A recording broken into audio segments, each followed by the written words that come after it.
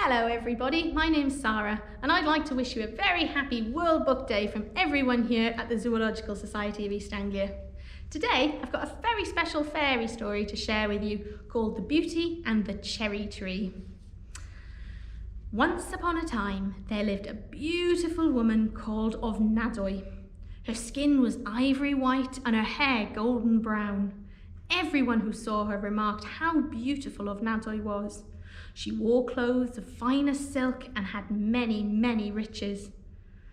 But it was in looks only that Ofnadwy was beautiful, for inside she had a cruel black heart and enjoyed nothing more than causing pain and misery to others. Ofnadwy lived in a tall white tower surrounded by a beautiful bed of roses. The roses were red and pink and climbed over the doorway and around the tower itself.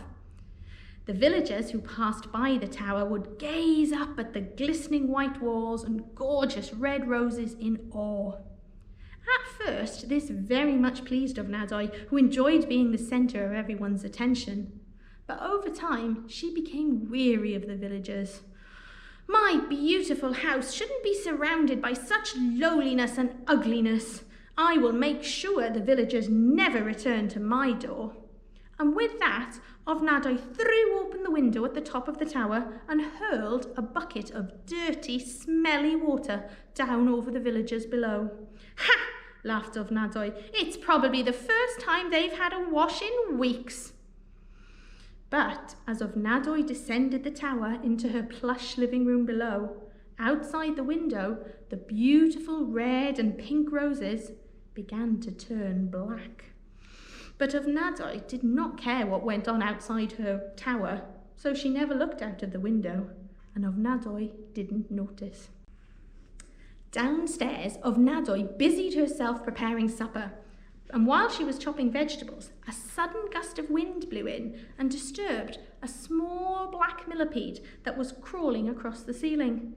The millipede dropped right onto Ofnadwy's face, causing her to drop the knife she was using. "Ah!" shouted an angry Ofnadwy. "Look at what you've made me do!"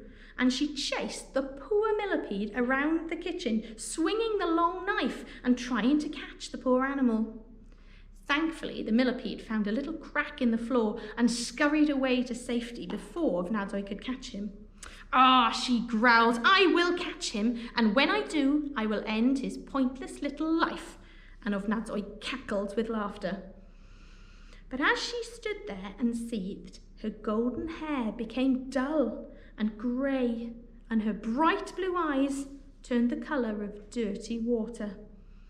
But as Ofnadwy was so sure of her beauty, she didn't possess a mirror, so Ofnadwy never noticed. One night, a terrible storm whipped up and ripped through the houses of the village, tearing off the straw roofs and flattening the poor villagers' crops. When the villagers woke, they realised they had lost everything and had nowhere to live and nothing to eat. Those in the village that had been spared the storm rallied together to help those in need, collecting food and blankets and offering a place to stay. Whilst they were clearing the damage, one of the villagers looked up and saw the white tower in the distance. "Maybe the woman in the tower would be able to help in our time of great need," said the villager. The other villagers were not so sure, as they knew of Ofnadwy's nastiness, though they hadn't seen her in many months. "She is beautiful," they said, "but she has a cruel heart." "I will go to her," said the brave woman, "and beg her for help. She cannot be as bad as you think." As the brave woman approached the tower, she noticed that the glistening white walls had begun to crack and fade, and that the beautiful roses around the tower had become black and withered. Nervously, she knocked on the door. Ofnadwy, who was in the tower tending her fire, stopped suddenly at the sound of the door.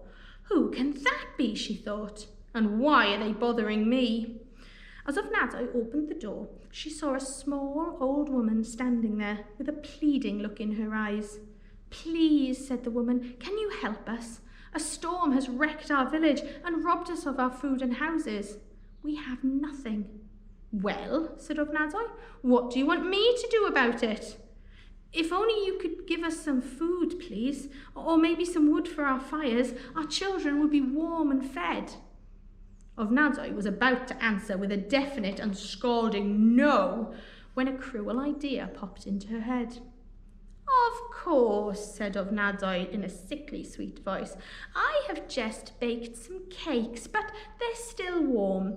I'll put them in a tin for you, and you can open them when you get back to the village." The woman thanked Ofnadwy profusely, and she took the tin and hurried back to the village. "Ha!"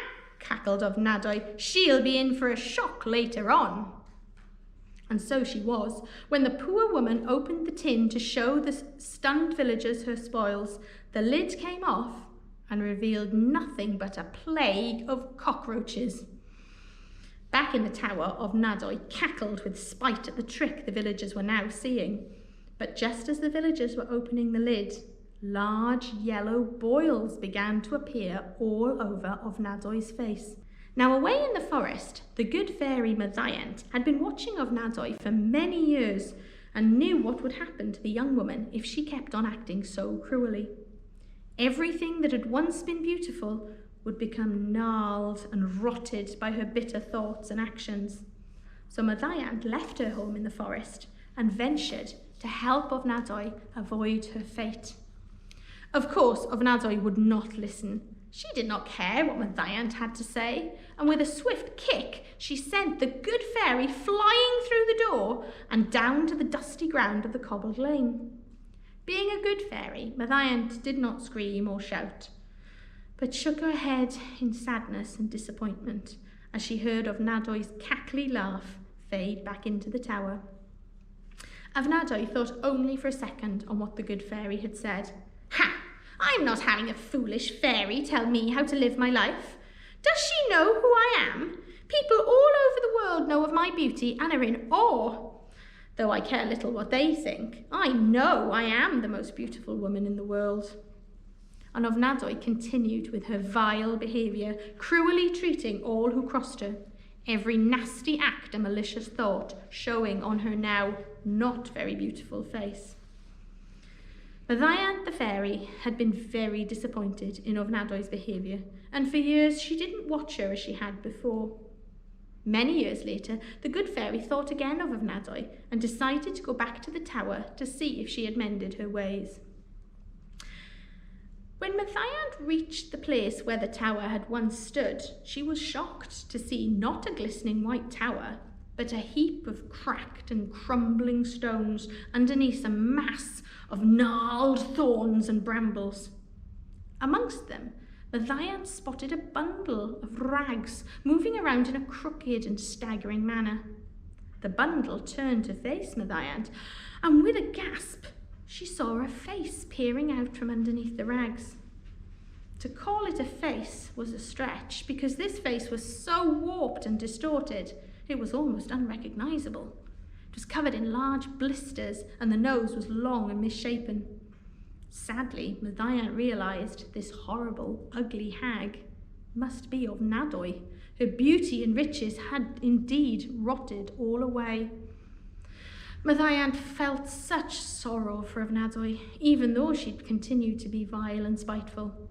Mathiant's magic couldn't turn back the clock for Ofnadwy, but she may be able to help if only Ofnadwy would realise her mistakes. The old hag that Ofnadwy had become raised her head and through squinting eyes saw Mathiant outside her once beautiful tower. She stared at the fairy for a very long time, and finally Ofnadwy began to cry.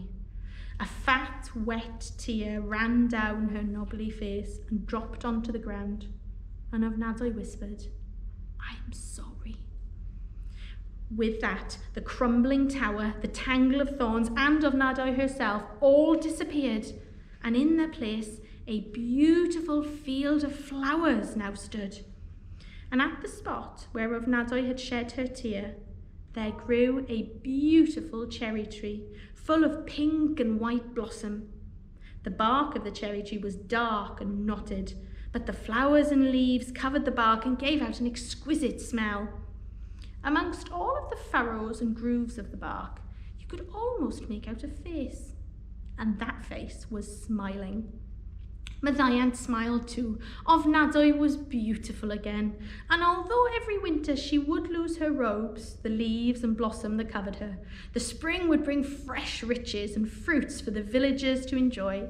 The heart of the tree, although gnarled and knotted, was full of goodness, and Ofnadwy finally realised that beauty is not what shows on the outside, it's the inside that's the most important.